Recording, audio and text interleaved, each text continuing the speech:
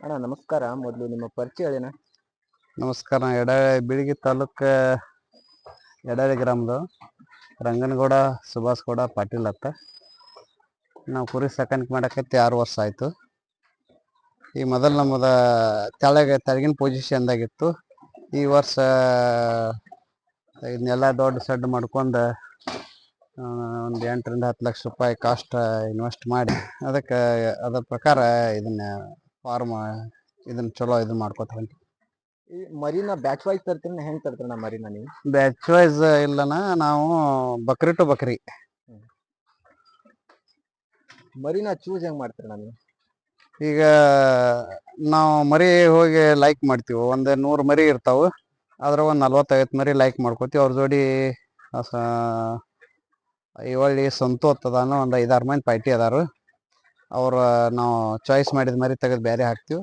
ಅದಕ್ಕೊಂದು ರೇಟ್ ಮಾಡಿ ಅಮೌಂಟ್ ಹಾಕಿ ಗಾಡಿ ಹೇರ್ಕೊಂಡು ಬಂದ್ವಿ. ಇದನ್ನು ಮಾರ್ಕೆಟಿಂಗ್ ಬಂದ್ಬಿಟ್ಟು ಯಾವ ರೀತಿ ಮಾಡ್ತೀರ ನೀವು? ಇದು ಬಕ್ರಿ ಒಂದು 15 ದಿನ ಬರ್ತಾರೆ. ಬೆಂಗಳೂರು ಟೀಮ್ ಬರ್ತೈತಿ, ಒಬ್ರಾಗಂತ ಒಬ್ರ ಎಲ್ಲರೂ ಬಂದು ನೋಡ್ತಾರೋ. ಯಾರಿಗೆ ನಮಗೆ ರೇಟ್ ಚೂಸ್ ಆಕತ್ತೆ ಅವ್ರಿಗೆ ವ್ಯಾಪಾರ ಮಾಡ್ತೀವಿ. ಎಲ್ಲ ಪೇಮೆಂಟ್ ಇಲ್ಲೇ ಎಣಿಸ್ತಾರೆ, ಕ್ಯಾಶ್ ಅಕೌಂಟ್ ಥ್ರೂ ಹಾಕ್ತಾರೋ, ಕ್ಯಾಶು ಕೊಡ್ತಾರೋ. ಲಾಸ್ಟ್ ಏನೈತಿ ಮರಿ ಹೊರತ್ನ ಎಲ್ಲ ಪೇಮೆಂಟ್ ಕ್ಲಿಯರ್ ಮಾಡ್ಕೊಂಡು ಅಷ್ಟು ಮರಿ ಓದ್ಬಿಡ್ತಾರೆ. ಹಾಯೆಸ್ಟ್ ಅಂದರೆ ಒಂದು ಮರಿಗೆ ಎಷ್ಟು ಹೋಗುತ್ತಣ್ಣ? ಹಾಯೆಸ್ಟ್ ನನ್ನ ಇದ್ರಾಗ ನನ್ನ ಸಡ್ನ್ಯಾಗ ಹೋಸಲ 34,500 ಕೊಂದು ಹೋಗಿತ್ತು ರೀ. ಬಿಟ್ಟರೆ ಈಗ ಹೋಸಲ 24,000 ಹೋಗಿತ್ತು. ಒಂದು ವರ್ಷ 26,000 ಹೋದು. ಈ ಸಲ ಒಂದು ಮರಿ ಚಲೋದ, ಒಂದು ಎಲ್ಲ ಕೂಡ ಒಂದು 27-28 ಎವರೇಜ್ ಹಿಡ್ಕೊಂಡ್ವಿ. ನೀವು ಹಾಯೆಸ್ಟ್ ಅಂದರೆ ಇದೇ ಸಲ ನಾ ಮಾಡ್ತಾಯಿದ್ರು ಜಾಸ್ತಿ ಅಂದರೆ? ಹಾಂ, ಹಾಯೆಸ್ಟ್ ಇದೆ ಸಲ. ಎಲ್ಲ ವರ್ಷ ಒಂದು 100-120 ಇದೇ ರೇಂಜಿನಾಗಿದ್ದು ರೀ. ಈ ವರ್ಷ 275 ಮಾಡೀವಿ. ಮುಂದಿನ ನೆಕ್ಸ್ಟ್ ಇಯರ್ 350 ಮರಿ ಪ್ಲ್ಯಾನ್. ಈ ಸಡ್ ಪೂರ 350 ಮರಿ ಹಿಡಿತೈತೆ ರೀ. ಇದನ್ನು ಮುಂದಿನ ಸಲ 350 ಮರಿ ಹಾಕ್ತೀವಿ. ಅಣ್ಣ, ಭಾಳಷ್ಟು ಜನ ಈ ಟಗರು ಫಾರ್ಮಲ್ಲಿ ರೈತರು ಲಾಸ್ ಆಗಿರೋದು ನಾನು ನೋಡಿದ್ದೀನಿ. ನಿಮ್ಗೆ ಹೆಂಗೆ ಅನ್ಸುತ್ತಣ್ಣ ಅದ್ರ ಬಗ್ಗೆ? ಲಾಸ್ ಸ್ವಲ್ಪ ಕಾಳಜಿ ಬೇಕು ರೀ.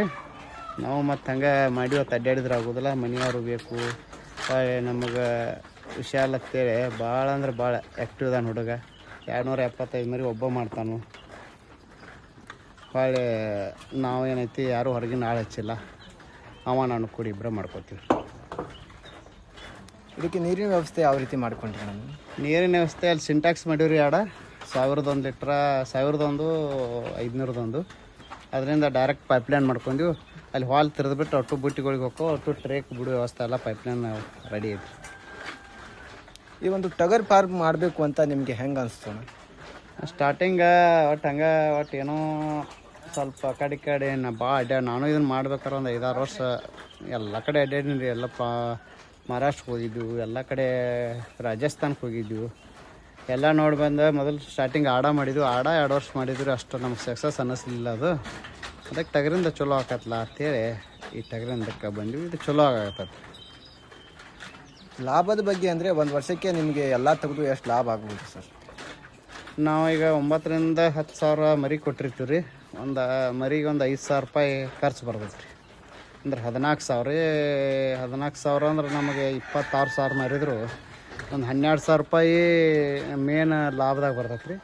ಒಂದು ಮರಿ ಗೊಬ್ಬರದಾಗ ಒಂದು 1,500 ರಿಂದ 2,000 ಬರ್ತೈತೆ. ಒಂದು 16,000 ರೂಪಾಯಿ ಮಟ್ಟ ಉಳಿತೈತೆ.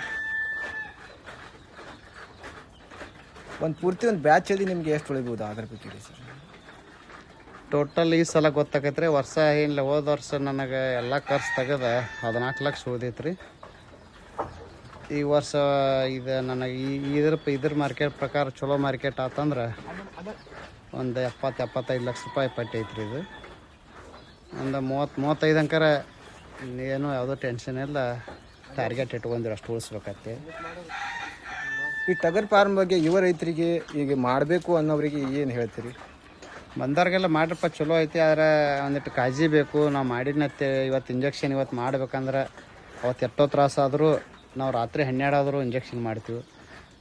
ಮತ್ತು ಹಿಂದಿನ ನಾಳೆ ಎಣ್ಣೆಗೊಡೋದಿಲ್ಲ.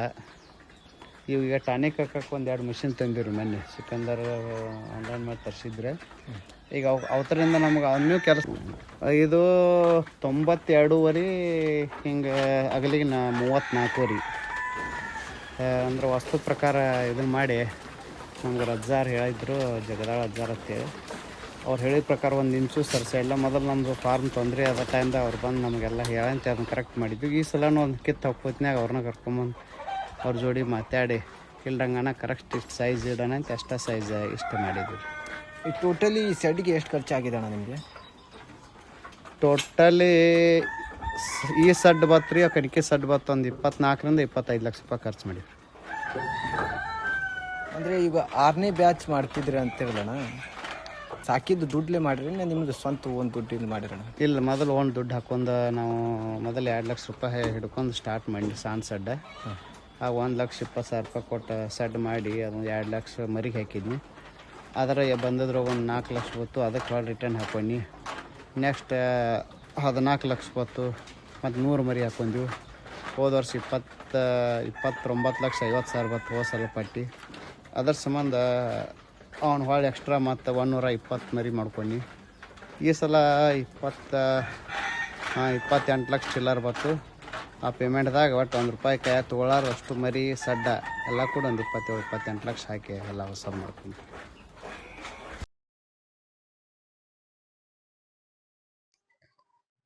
ಇದು ಟ್ಯಾಕ್ಟ್ರ ಇದ್ರ ಮ್ಯಾಗ ಹೋಸಲ ನಮಗೆ ಸಾನ್ ಮಷಿನ್ಲೆ ಹೊಡಿತಿದ್ವಿ ರೀ. ಅದು ನನಗೆ ಭಯಂಕರ ತೊಂದರೆ ಆಕೈತಿ. ಅದ್ರ ಸಂಬಂಧ ಹೋಸಲ ಸಬ್ಸಿಡಿ ಒಳಗೆ ಕಾಸ್ಟ್ ಇದು 2,30,000 ರೂಪಾಯಿ ಇತ್ತು. ಈಗ ಅದು ನಮಗೆ 1,15,000 ರೂಪಾಯಿ ತುಂಬಿ ಇದು ಮಷಿನ್ ತಂದಿವ್ರಿ. ಇದನ್ನು ತರೋದ್ರಿಂದ ತಾಸಿಗೆ ಒಂದು ಟೇಲರ್ ಕಣ್ಕಿ ಕೊರಿತೈತೆ ರೀ.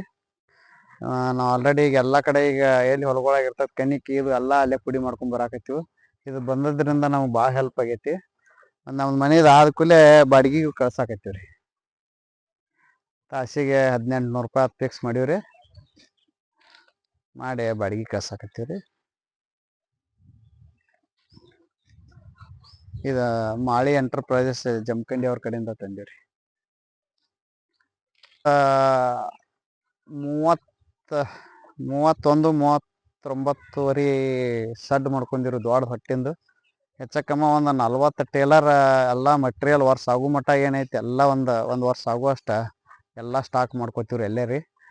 ಸ್ಟಾಕ್ ಮಾಡ್ಕೊಂಡು ಒಂದು ಸ್ಟಾಕ್ ಮಾಡಿದ್ವಿ, ಒಂದು ವರ್ಷ ಮಟ್ಟ ಹೊಳ್ಳಿ ಆ ಕಡೆ ಸಡ್ಡಿನ ಕಡೆ ನೋಡಿದ್ರು ನಾವು ಗೊಂಜಾಳ ಕಣಿಕೆ ಅಂಕರ್ ಹಾಕೋದ್ರಿ. ಜೋಳದ ಕಣಿಕೆ ಒಂದು 15-14 ಟೇಲರ್ ತಂದಿವ್ರಿ. ಈ ಸಲ ಈಗ ಇನ್ನೂ ನಮಗೆ 5-6 ಟೇಲರ್ ಉಳ್ದೈತ್ರಿ. ಈಗ ಒಂದು 10-12 ಟೇಲರ್ ತೊಗೋತೀವಿ ರೀ. ಕಡ್ಲಿ ಒಟ್ಟು ತರಾಕತ್ತೀವಿ ರೀ. 1-2 ಕ್ಯಾಂಟ್ರ ಜೋಳದ ಹೊಟ್ಟೆ ಸುಳಾಕತ್ತೀವಿ ರೀ. ಈ ಸಲ ಹೊಳಿ ಬಂದ ಸಂಬಂಧ ಲೇಟಾಗಿ ಹೊಳಿ ಇಳಿದದಕ್ಕೆ ಶೇಂಗಾದ ಹೊಟ್ಟಿದ್ದು ನೇಮಿಲ್ಲ ರೀ. ಅದ್ರ ಸಂಬಂಧ ಇನ್ನಿತರ ಫುಡ್ ಎಲ್ಲ ಸ್ಟಾಕ್ ಮಾಡ್ಕೊಳಕತ್ತೀವಿ ರೀ.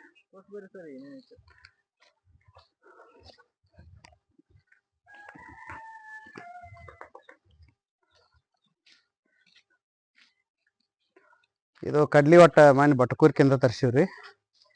ಇವತ್ತು ರೋವಣತೆಯಲ್ಲಿ ಹೋಗಿವ್ರಿ ತರಾಕ. ನಾಳೆಗೆ ಹೋಗಿ ನಾಳೆ ಇನ್ನೂ ಡಬ್ಬಿ ತರ್ತೀವಿ ರೀ. ಅದು ಬೆನ್ಕಟ್ಟೆ ಮಾಮಾರ್ದು ಒಂದು 2 ಡಬ್ಬಿ ಐತ್ರಿ. ಇದು ಈ ಸಲ ಭಾಳ ಕಾಸ್ಟ್ಲಿ ಐತ್ರಿ. ಮೊದಲು ಈಗ ನಾವು ಪಾರ್ ಮಾಡಿದಾರಿ ಇದನ್ನ ಹೊಟ್ಟೆ ಎಲ್ಲಾರು ಸುಡ್ತಿದ್ರಿ.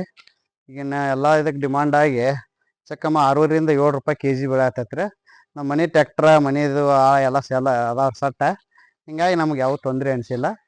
ಹಿಂಗಾಗಿ ನಮಗೆ ₹3-3.5 kg ಬೆಳೆ ಆಗ್ತೈತ್ರಿ. ಇದು ಜೋಳದ ಕಣಿಕೆ ರೀ. ಇದು ಹೋದ ವರ್ಷದಿಂದ 16 ಟೇಲರ್ ಸ್ಟಾಕ್ ಮಾಡಿದ್ದೀವಿ ರೀ. ನೆಕ್ಸ್ಟ್ ಕಣಿಕೆ ಉಳ್ದೈತ್ರಿ ನಮ್ಗೆ ಹೆಚ್ಚಕಮ್ಮಿ ಇನ್ನೂ 4-5 ಟೇಲರ್ ಉಳ್ದೈತ್ರಿ.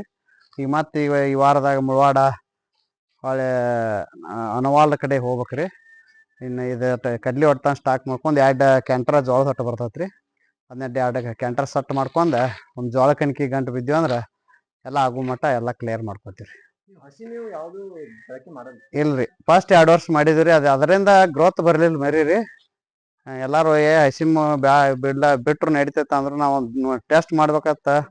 ಅಪ್ಪಾರ ಏನಂದ್ರೆ ಎತ್ತಿಗೆ ಎತ್ತುಗಳು ಮೆಸೋತ್ನ್ಯಾಗ ಯಾವಾಗ ಹಸಿಮ ಮೆಸಿದಾಗ ಆ ಗ್ರೋತ್ ಬರೋದಿಲ್ಲ. ಒಟ್ಟು ಒಣ ಕಣಿಕೆ ಒಣ ಹೊಟ್ಟೆ ತಿನ್ಸಿದಾಗ ಚೆಂಚನ್ ಗಾಳಿ ಹಿಡಿತಾವತ್ತೆ ಅವ್ರು 1-2-3 ಸಲ ಅಂದಿದ್ರು. ಆ ಬೇಸ್ ಮ್ಯಾಗ ನಾನು ಟೆಸ್ಟ್ ಮಾಡ್ಬೇಕತ್ ಮಾಡೀನಿ. ನಾ ಮಾಡಂತ ಎಲ್ಲರೂ ಆ ಬೇಸ್ ಮ್ಯಾಗ ಎಲ್ಲರೂ ಮಾಡಾಕತ್ತಿದ್ರಿ ಅದನ್ರಿ. ಈಗ ಎಲ್ಲರೂ ಎಲ್ಲ ಸಡ್ನಾರ ಹೊಸರ್ಗೌಡ್ರ ಆತು, ನಾವು ಆತು, ಸಿಕಂದರ್ ಆತ್ರಿ, ಮೊಕಾಶಿ ಆನಂದ ಎಲ್ಲರೂ ಫಾರ್ನ್ಯಾರ ಯಾವ ಹಸಿ ಮೇವು ಯೂಸ್ ಮಾಡೋದಿಲ್ಲ ನಾವು ಒಟ್ಟೆ.